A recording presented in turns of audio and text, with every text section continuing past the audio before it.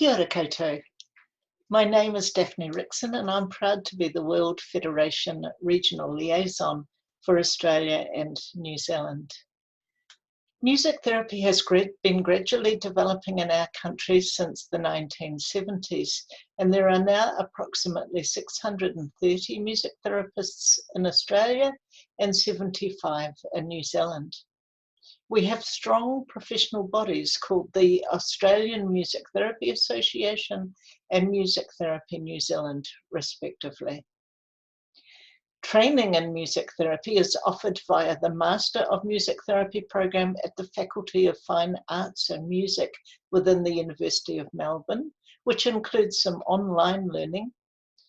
The Master of Creative Music Therapy at Western Sydney University, and the New Zealand School of Music at Victoria University of Wellington.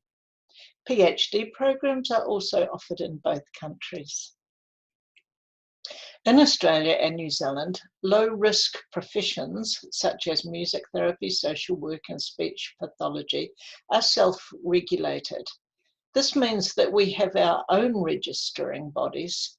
However, we are constantly monitoring this aspect of our professional identity, with AMTA recently applying for membership with the National Alliance for Self-Regulating Professions, and Music Therapy New Zealand developing strong links with the New Zealand Allied Health Professionals Association. Music therapists in this part of the world work in a variety of fields, including dementia care, mental health, rehabilitation, palliative care, and schools. And we're supporting, for example, children and families who are disadvantaged or living with illness and disability. In Australia, the largest employer might be aged care, while in New Zealand, it's likely to be schools. A relatively recent New Zealand survey found that some New Zealand music therapists have portfolios of work. Some are employed, some are self-employed, and many have a mix of both forms of work.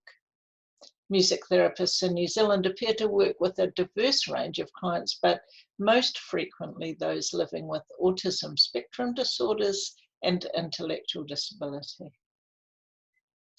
In both our countries, while music therapy would broadly ascribe to a humanistic approach, music therapists often integrate other approaches in their work.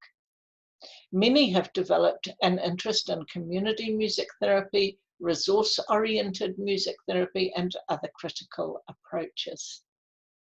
Music therapy work has expanded to include disadvantaged communities and collaborations with service users and other professionals. Practitioners and researchers have also strengthened the field with increased focus on music to support well-being. A strong body of research has emerged from both countries, and this, along with conference and symposium themes, reflect a particular interest on how music helps, the various roles that music therapists might fulfill, and how they might partner and collaborate with others to advocate for people who are disadvantaged in some way. We acknowledge that we need to allow our professional pathways to widen in response to constantly changing cultural and political environments.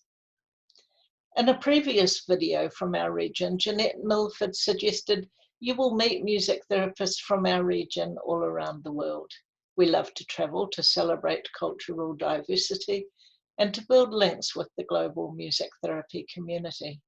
Jeanette's words are still true. We also love to welcome visitors to our respective countries. So we'll see you somewhere in the world soon. E noho rā.